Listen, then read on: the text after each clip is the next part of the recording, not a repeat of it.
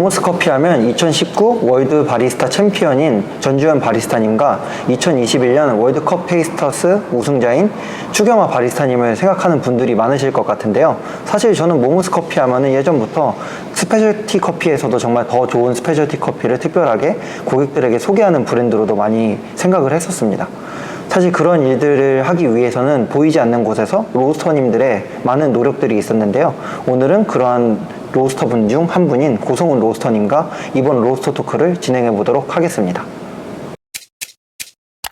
자기소개랑 간단하게 모모스 커피에 대해서 좀 소개 부탁드릴게요. 네, 안녕하세요. 저는 모모스 커피에서 로스터로 근무하고 있는 닉네임은 원수고요. 모모스 커피는 2019년도에 입사해서 맨 처음에 바리스타로 근무를 하고 그 다음에 그 랩실에서 R&D 근무를 했고요. 네, 마지막에 로스팅 팀에 정착해서 지금 로스터로 계속 근무하고 있습니다. 어떻게 보면 경력이 되게 흥미로울 수 있는 것 같아요. 보통 이제 바리스타에서 로스터로 가거나 약간 그런데 R&D 팀의 중간에 있었다 보니까 혹시 그러면 로스터로서 일을 하시게 된 계기에 대해서 좀 설명을 해주실 수 있으실까요? 맨 처음에 이제 저희가 코로나가 처음에 엄청 심해지고 나서 매장 영업이 되게 잘 안 됐었어요. 대부분의 사람들이 이제 밖으로 잘 안 나오다 보니까 그래서 매장 매출도 현저히 떨어진 상태였는데 이제 다행히 그때 물류팀에 엄청 주문이 많이 몰렸었던 것 같아요. 집에서 홈카페를 이제 즐기시는 고객님들이 굉장히 많아졌고 그래서 그 원두 소매 매출이 엄청 많이 늘었던 것 같아요. 그래서 원두뿐만 아니라 뭐 다양하게 홈 브루잉 키트나 아니면 캡슐 커피 등 간단하게 먹을 수 있는 커피 제작을 위해서 사장님이 좀 더 힘써 주길 바라셨던 것 같아요. 그래서 랩실에서는 그라운드 커피랑 캡슐 커피 제작을 준비를 해서 테스트를 진행을 해서 업체를 선정해서 제품을 출시를 했었고요.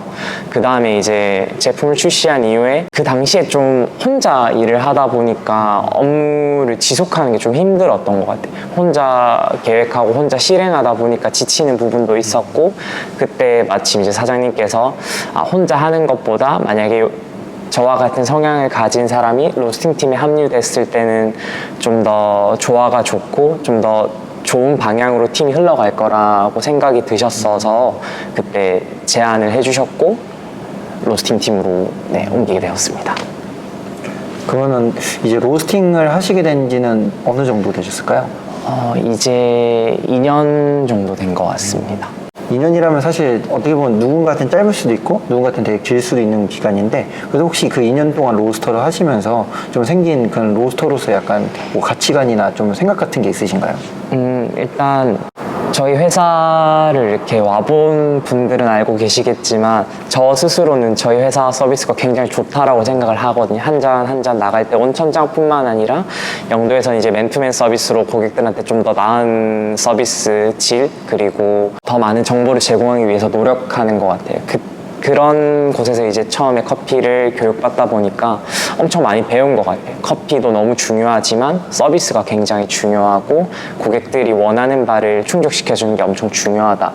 근데 이제 매장에 있을 때는 그냥 커피 한 잔일 뿐인데 로스터로 근무하다 보니까 이 원두가 각 지역에 이제 카페로 가게 되고 그 카페에서는 매일매일 손님들을 만나는 이 파이 자체가 훨씬 커지다 보니까 훨씬 좀 사명감을 가지게 된 것 같아요. 이 커피가 누군가에게는 생계고 누군가에게는 하루를 바꿔줄 수 있는 음료가 될 수 있다는 생각이 들어서 일단 커피 퀄리티에 좀 더 신경 쓰고 싶다라는 생각이 있는 것 같아요. 모모스 커피는 사실 스페셜티 커피 업계에서는 정말 인지도가 높은 편이잖아요. 네. 그런 곳에서 이제 로스터로서 2년 정도 일을 하셨는데 로스터로서 일을 시작하게 되고 나서 그 2년 동안의 약간 이야기가 좀 궁금하거든요. 저희가 온천장에 있을 때는 엄청 생산에 쫓겼던 거. 왜냐면 너무 주문은 많은데 로스터기가 그때는 25kg짜리가 하나밖에 없었거든요. 근데 그 25kg짜리를 하루 종일 볶아야 그날 이제 나갈 수 있는 양에 겨우 도달한. 그러다 보니까 처음에는 일 배우기가 엄청 힘들었던 것 같아요. 뭐 다들 로스터리에서 경험이 있는 분들은 알고 계시겠지만 이게 단순히 콩을 볶는 일만 하는 게 아니라 생두 재고 관리도 해야 되고 지금 얼마 정도 남았고 앞으로 얼마 정도 추가로 필요한지 그리고 기계 유지 보수나 등등 해야 될 일들이 너무 많았던 것 같아요. 근데 이제 생산에 쫓기는데 만약에 누가 로스팅을 한번 실수하게 되면 그걸 이제 그날 배송을 할 수 없는 경우까지 생기더라고요. 그래서 최대한 로스팅 이외에 다른 업무들에 익숙해질 때까지는 조금 시간을 주셨던 것 같아요. 이제 옆에서 지켜보면서 포장 관리나 그리고 생두 관리하는 부분을 먼저 알려주셨고, 그 다음에 그게 어느 정도 익숙해지고 여유가 생겼을 때 로스팅을 시작을 했던 것 같아요. 맨 처음에 로스팅은 엄청 쉬운 로스팅부터 시작했어요. 배출 온도만 맞춰서 배출하면 되는 배전도가 있는 원두부터 시작을 했고요. 그 다음부터 조금씩 배전도가 낮아지는 그렇게 로스팅을 배웠던 것 같아요. 그리고 저희 팀에서 처음에 로스팅 알려줄 때는 단순히 이게 정답이야라기보다는 각자 생각을 듣고 왜 그렇게 생각하는지, 그리고 그게 실제로도 그렇게 반영이 되었는지 서로 정보 공유할 사람이 일단 팀원이 있다라는 게 되게 의미 있는 인연이었던 것 같아요. 그럼 혹시 팀원은 지금 몇 명 정도 될까요? 제가 처음 로스팅 팀으로 이전했을 땐 3명이었고요. 지금은 4명을 운영하고 있습니다. 처음에는 그 주어진 프로파일 내에서 좀 잘 할 수 있는, 그냥 무난하게 할 수 있는 네, 맞습니다. 따라가는 로스팅을 하셨다가 점점 이제 어떻게 보면 그 숙련자가 할 수 있는 로스팅 단계로 이제 가셨다는 얘기네요. 네, 맞아요. 그럼 이제 본격적으로 더 로스팅을 깊게 얘기하게 되는데, 그럼 로스팅에서 좀 중요하게 생각하시는 게 있나요? 저는 사실 특정하게 어느 구간이 중요하다고 생각하지는 않는 것 같아요. 굳이 얘기를 하자면 앞쪽 부분에 열을 잘 주는 게 좀 중요하다고 생각을 하는 것 같아요. 만약에 너무 적은 열을 줬을 때는 어쩔 수 없이 후반에 많은 열을 줘야만 하고, 만약에 처음에 너무 많은 열을 주면 후반에는 어쩔 수 없이 의도와 상관없이 적은 열을 줄 수밖에 없게 되더라고요. 그래서 일단 처음에 열을 어떻게 넣느냐, 내가 과연 의도한 대로 넣었고 그 의도한 게 중반부, 후반부까지 흘러가느냐를 제일 중요하게 생각하는 것 같아요. 이미 진행되어 버린 건 되돌릴 수 없기 때문에 저는 그렇게 생각하고 있습니다. 그럼 이제 로스팅에서도 사실 여러 구간이 있잖아요. 네, 맞습니다. 그럼 혹시 그 구간에서도 좀 중요하게 보시는 구간들이 있나요? 저는 옐로우 전까지를 좀 많이 보는 편인 것 같아요. 그때 설계를 해놓으면 그 다음부터는 원하는 의도대로 그래도 프로파일이 생성이 되는 것 같은데, 그 구간까지를 통제하지 못하면 그 다음부터는 내가 생각하는 것과 다르게 프로파일이 그려지는 것 같아요. 로스터분들이 아마 제일 고민하는 부분 중 하나는 처음 프로파일 설계를 어떻게 할지가 어려울 것 같은데, 로스터님은 처음 프로파일을 어떻게 설계하시나요? 일단 저희는 생두도 판매하고 있는 생두 회사기도 한데요. 그러다 보니까 엄청 생두들이 많이 들어요. 뭐 샘플도 들어오기도 하고 옥션이나 COE 등등 많이 들어오는데, 일단은 제일 장점 중에 하나는 누적된 데이터가 엄청 많은 것 같아요. 누적된 데이터를 기반으로 처음에 설계를 하기도 하고, 그리고 뭐 데이터가 사실 항상 같은 생두는 아니다 보니까 맞아 떨어지지 않을 때가 많긴 하더라고요. 그럴 때는 저희가 1차적으로는 샘플 로스터기로 샘플을 볶아서 먹어보고요. 그 다음에 이제 생두가 입고됐을 땐 똑같이 입고 커핑을 한 번 더 하는 것 같아요. 샘플 로스터기로. 그때 이제 저희가 적었던 향미들을 보고, 아, 포인트는 이 정도였던 것 같다, 이렇게 볶았으면 맛있었던 것 같다를 기반으로 저희가 가지고 있는 1.2kg짜리 프로바티노로 로스팅을 한번 해봐요. 그 다음에 프로바티노로 배출 포인트를 먼저 찾는 것 같아요.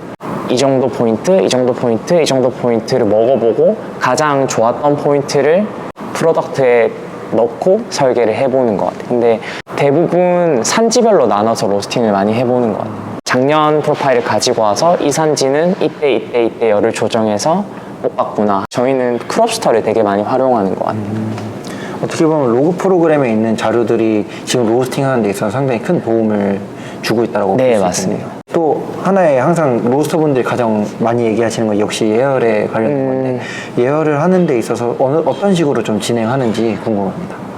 예열은 일단 시간적으로 봤을 때는 1시간 이상 하는 것 같아요. 1시간 이상 하고, 그리고 예열이라는 게 무조건 뭐 맥스까지 예열을 해야 된다, 열을 넣어야 된다라는 개념으로 보고 있지는 않거든요. 단순히 이제 처음에는 첫 배치 같은 경우에 열이 잘 안 들어가는 경우가 많은 것 같아요. 그래서 저희는 아까 얘기했던 것처럼 다양한 생두를 가지고 있고 첫 배치에 열이 잘 들어가는 생두 위주로 로스팅을 하는 것 같아요. 근데 대부분 업체가 뭐 저희처럼 다양한 라인업을 가지고 있진 않으니까 그걸 생각하지 않고 예열에 대해 얘기한다면 저는 일단 배기를 좀 더 많이 열 것 같아요. 사실 보면 첫 배치일 때보다 두 번째, 세 번째 배치 열이 잘 들어가는 게 생두는 되게 차가운 상태잖아요. 네. 그 상태에서 그 생두를 투입하고 나서 터닝 포인트를 거치고 낮은 온도에서 200도까지 가는 것과 비어있는 상태에서 200도까지 가는 건 내재되어 있는 열량 자체가 전 다르다라고 생각을 하거든요. 근데 이제 뭐 첫 배치를 매번 버릴 수는 없는 거니까 그러면 저는 어떻게 하면 좋을까 생각했을 때 강제적으로 열을 먹을 수 있는 그런 공간을 좀 더 확보하면 좋겠다라는 생각이 들더라고요.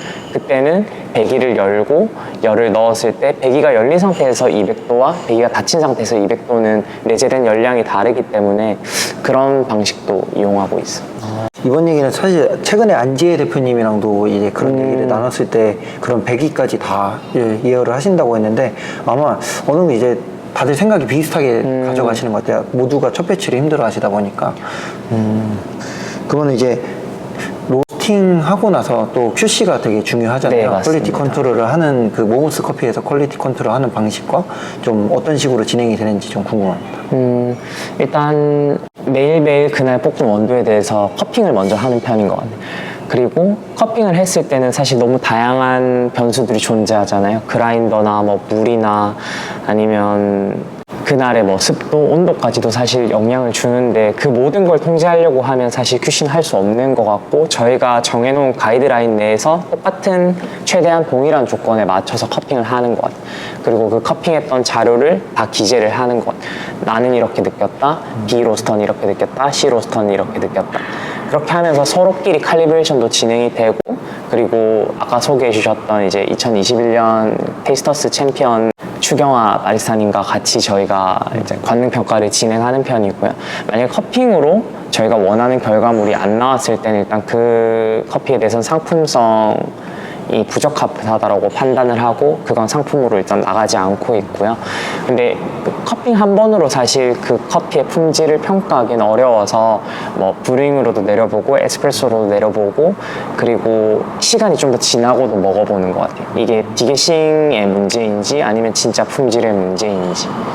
그리고 나서 이 커피들이 나가고 나서 우리가 발견하지 못했던 미스들이 분명히 나올 수도 있기 때문에 매 배치마다 매 원두마다 저희가 한 200g 정도 샘플을 채취해서 생두 창고에서 한 달 정도씩 보관하고 있습니다. 아, 그래서 나중에라도 혹시 그런 네네, 뭔가 맞습니다. 이슈가 생겼을 때 확인할 수 네, 있는 맞습니다. 정도. 아, 그러면 혹시 그 커핑을 하게 됐을 때 보통 바로 당일에 하시나요? 아니면 좀 적어도 디게싱 뭐 하루 이틀 정도는 가지고 하시나요? 가능하면 당일에 하는 것 같아요. 근데 저희도 이제 다른 업무를 보다 보면 못하는 경우도 있는데 만약에 오늘 상품으로 나가야 되는 원두 같은 경우는 꼭 당일에 하는 편인 것 같아요. 그럼 혹시 커핑을 하실 때 좀 주의 깊게 보시는 포인트들이 있나요? 일단 저희는 뭐 회사마다 지향하는 커피 스타일이 다르겠지만 클린컵이 엄청 중요한 것 같아요. 그래서 질감적인 부분을 많이 보는 것 같고요. 로스팅적 이외에도 다양한 측면에서 많이 보는 것 같아요. 뭐 물론 추출을 잘하는 바리스타 같은 경우에는 추출로도 아쉬운 부분들을 많이 감출 수 있겠지만 모든 납품처의 바리스타들, 우리 팀원들이 능숙하면 정도가 다를 수도 있기 때문에 그래서 누구나 쉽게 세팅을 잡을 수 있는 커피 위주로 저희는 타겟하고 있습니다. 워낙 규모가 있는 로스터리다 보니까 생두도 또 다양하게 운영을 하고 계시잖아요. 네. 그럼 생두를 고르는 데 있어서는 또 의견도 어떻게 보면 많을 수도 있을 것 같은데 몽스 커피에서는 어떻게 그런 생두를 고르는 기준을 정하고 보관을 하고 계신지 좀 여쭤보겠습니다. 일단 저희는 생두를 고를 때 저희가 사용할 것과 사용하지 않을 걸 고르는 것 같아요. 무조건 사용한다 안 한다를 뭐 나누는 건 아닌데 뭐 예를 들어 얼마 전에 시나몬 계열의 커피가 있었는데 저희는 작년에도 판매를 했었고 이제 먹었을 때 올해는 다른 종류의 커피를 소개하고 싶다라는 의견이 나왔었거든요. 근데 그럼에도 불구하고 이번에 생두를 구매를 한 건 이런 뉘앙스를 좋아하는 로스터리들이 분명히 있었고 그분들이 올해도 좋게 맛있게 이용을 해주셨으면 좋겠다 뭐 이런 식으로 생두를 고르기도 하고요. 일단은 저희가 말씀하셨던 것처럼 엄청 큰 규모다 보니까 저희가 1년 동안 사용할 생두에 대해서 확보를 먼저 하는 편인 것 같아요. 근데 그게 단순히 뭐 이 정도 양이 있으면 된다가 아니라 1번 블렌딩은 보통 브라질이 얼마 정도 들어가고 코스타리카가 얼마 들어가니까 그러면 1년에 얼마 정도 볶아야 되고 어느 정도 있어야겠다라는 생산 계획을 위주로 생두를 고르는 편인 것 같아요. 저희 정도 규모면 사실 마이크로 랏에서만 구매하는 건 쉽지 않은 것 같아요. 왜냐하면 저희는 일단 상품을 판매하는 업체이고 그 상품을 구매하시는 분들은 그 상품에 대해서 일관성을 기대할 수밖에 없고 당연히 제공해야 되는 의무가 있다고 생각을 하고 있거든요. 그래서 최대한 저희가 생산하는 상품에 있어서 일관성이 흐트러지지 않는 걸 고려하고 당연히 가장 중요한 건 맛이고 그 맛에서도 뭐 일관성 아니면 고객들이 좋아하는지 그리고 어느 정도 고객들이 사용할지 이런 것도 다 예상해서 구매를 하는데 그게 사실 쉽지만은 않은 것 같아요. 생두 판매 같은 경우에는 저희가 일정하게 판매되진 않고 그래서 이 커피를 되게 좋아해 주시겠지 이래서 구매를 했는데 생각보다 구매가 안 되는 경우도 많고 이건 생각보다 구매를 안 하시겠다 해서 구매를 적게 했는데 엄청 많이 찾아주시는 경우도 있고 그런 거. 소비자의 입맛이 사실 또 어떨 때는 바뀌고 네, 맞아요. 이거 좋아했다가 저거 좋아했다가 바뀌다 보니까 이렇게 전문가이신 분들도 맞추기 확실히 어려운 것 같아요. 그럼 사실 저희가 왔을 때 가장 좀 로스터기가 이제 워낙 큰 걸 알고 왔기 때문에 크게 놀랐다라기보다는 그냥 신기한 느낌은 있었는데 저희가 가장 놀라웠던 건 여기 바로 뒤에 있는 이 공간이거든요. 혹시 이 공간에서 이 기계가 좀 무엇인지랑 소개 좀 해주실 수 있나요? 일단 네 뒤에 있는 기계는 사일러라는 기계고요. 사일러 위쪽에 보시면 숫자들이 아마 나와 있을 거예요. 저 숫자들은 이 사일러 탱크 내에 생두가 얼마 정도 들어있는지 저울 기반 시스템이거든요. 그래서 원래는 저희가 온천장에 있을 때는 사실 그때도 엄청 많이 볶았었는데 바가지로 항상 생두를 펐었어야 됐어요. 이제 계량을 하고 정확히 맞춰야 되니까. 근데 사장님이 이제 그걸 보고 엄청 안타까워 하셨었어요. 이제 직원들 손목도 어떻게 보면 평생 건강할 수 없는 부위인데 저렇게 일을 안 했으면 좋겠다. 좀 더 편하게 일했으면 좋겠다라고 생각하시던 와중에 찾아낸 게 사일러라는 시스템이고 저희가 싱글 커피를 볶을 때도 이용할 수 있고 아니면 블렌딩에 들어가는 품목들을 넣고 원하는 양을 입력을 하면 그 양만큼 계량이 돼서 나오는 시스템. 그래서 밑에 라인을 따라서 각 로스터기에 저희가 입력을 하면 맞춰서 넣어주는 저울 기반 시스템입니다. 그 로스터 분들에게는 약간 꿈과 같은 시스템이긴 하네요. 네, 자동으로 누르면 이제 따닥따닥 해가지고 저도 사실 이렇게 된 거는 이제 스타벅스 리저브 매장 큰 데 같은 데서는 좀 봤던 것 같은데 그런 데는 그래도 약간 큰 회사의 느낌인데 어떻게 보면은 개인에서 시작해서 몸을 쓰는 성장을 해왔잖아요. 맞습니다. 그런 부분에서 상당히 한국에서는 의미가 있는 부분인 것 같습니다. 다음 질문은 제가 이어서 하도록 하겠습니다. 네, 알겠습니다. 그건 또 이제 로스팅에 관련된 이야기인데요. 네. 로스팅을 좀 하기 어려울 때가 있으신가요? 일단은 뭐 대부분 로스팅 하시는 분들이 공감하겠지만 계절이 바뀔 때 프로파일이 좀 바뀐다라는 느낌이 드는 것 같아요. 뭐 단순히 그림이 바뀐다기보다 그림이 똑같더라도 뭔가 열에 들어가는 게 달라졌다라는 느낌이 드는 것 같아요. 그래서 뭔가 열이 덜 들어간 것 같은데 라고 들어서 열량을 늘리면 오히려 뭐 겉이 좀 그슬리는 경우도 있고 뭐 오히려 반대인 경우도 있고 계절적인 부분도 있고 그리고 이건 개인적인 건데 고가의 커피를 다룰 때는 조금 힘든 것 같아요. 이게 실패했을 때 비용이 어떤지를 알고 있으니까 아무리 회사에서 그런 부분에 대해서 괜찮다라고 얘기를 해줘도 당사자는 사실 그게 괜찮지가 않거든요. 머릿속에서 계산만 때려가지고 영도점을 오픈하시면서 사실 기존에 25kg도 작은 건 아니지만 더 큰 사이즈인 60kg를 또 사용하게 되셨잖아요. 기존에 사용했던 이제 25kg에서 60kg로 바꾸게 되는 데 있어서 좀 애로사항들이 있었나요? 일단 첫 번째는 전 질문과 이어지는 건데 한 배치가 만약에 실수로 이어졌을 때는 엄청난 경제적인 부담을 안는 게 엄청 컸던 것 같아요. 그래서 테스트를 할 때도 처음에 프로파일을 잡기 위해선 테스트를 해야 되는데 한 번 넣을 때마다 50kg, 60kg 이 생두가 없어지는 거다 보니까 그런 부분에 대해서 엄청 부담이 컸던 것 같아요. 빨리 프로파일을 잡아야 되는데 처음 다뤄보는 기계다 보니까 그게 쉽지만은 않았던 것 같아요. 그리고 또 이제 열량을 조절하는 방식이 좀 많이 다른 것 같아요. 저희가 원래 25kg짜리를 사용할 때는 가스 앞 배관을 설치를 해서 이 구간에서는 가스 압이 뭐 2, 2.5 이런 식으로 가스 압을 통해서 조정을 했었는데 프로밭 60kg 같은 경우에는 배기 온도를 기준으로 프로파일을 설계를 해요, 이제. 그러면 전 처음에 드는 생각이 배기 온도가 500이면 500도가 될 때까지 열량을 일정하게 줄까? 아니면 500이라는 수치를 맞추기 위해서 근접했을 때는 열량을 얘가 알아서 낮추는 건가? 이런 부분에 대해서 고민이 엄청 많았던 것 같고, 또 어느 정도씩 조정해야 되는지도 엄청 헷갈렸던 것 같아요. 너무 조정을 많이 해줬을 때는 배기 온도가 급격하게 떨어졌고, 그렇다고 너무 적게 조정했을 때는 오히려 열량이 과하게 들어가서 원하는 것보다 열량이 더 많이 들어가는 경우가 있었고, 그래서 시스템적인 부분이 아예 달라서 좀 힘들었던 것 같아요. 그러면 같은 브랜드인 이제 프로밭을 쓰는데도 이제 용량이 달라지면서 또 시스템의 변화가 생겨서 네네, 맞아요. 그를 이해하는데 좀 시간이 네, 걸리셨다는 맞아요. 것 같네요. 그러면 이제 또 마침 로스터기에 대한 이야기인데요. 이제 프로밭 제품들을 사용을 하고 계시잖아요. 네. 그 지금 이제 프로밭 이제 25kg, 60kg, 22kg라고 하시네요. 네, 맞습니다. 그 세 가지를 사용하시는데 그 세 가지 로스터기 약간 장단점이 있으면 말씀 부탁드릴게요. 일단 22kg 같은 경우에는 사실 옛날에 만들어진 로스터기고 안에 로스팅 드럼 재질이나 이런 부분들 때문에 매니아층이 엄청 많다라고 알고 있거든요. 근데 아쉽게도 제가 와서는 유지 22kg를 사용을 많이 못 해봤어요. 이제 처음에 업무 분담을 할 때 프로파일을 설계하던 분이 계속 로스팅을 해서 사실 전에 듣기로는 뭐 향이 좀 더 풍부하게 나오는 경우도 있다라고 하는데 저희도 아직 테스트가 많이 비교해서 진행된 부분은 아니라서 단점은 명확하게 하나가 있는데 체프를 비울 때 로스팅을 무조건 멈춰야 돼요. 그래서 많은 양을 볶는 분들 같은 경우에는 조금 큰 단점인 것 같아요. 물론 저게 사이클론 구조를 바꾸고 제가 알기로는 이렇게 튜닝을 하면 가능한 걸로 알고는 있는데 저희는 무조건 일정 이상 볶으면 한번 로스팅을 끊어야 되는 부분 때문에 그러면 어떻게 보면 계속 첫 배치가 생기는 거예요. 네. 그게 엄청 큰 단점이었고 P60은 생산자 입장에서 얘기하면 생산성이 일단 좋은 게 엄청 큰 장점인 것 같아요.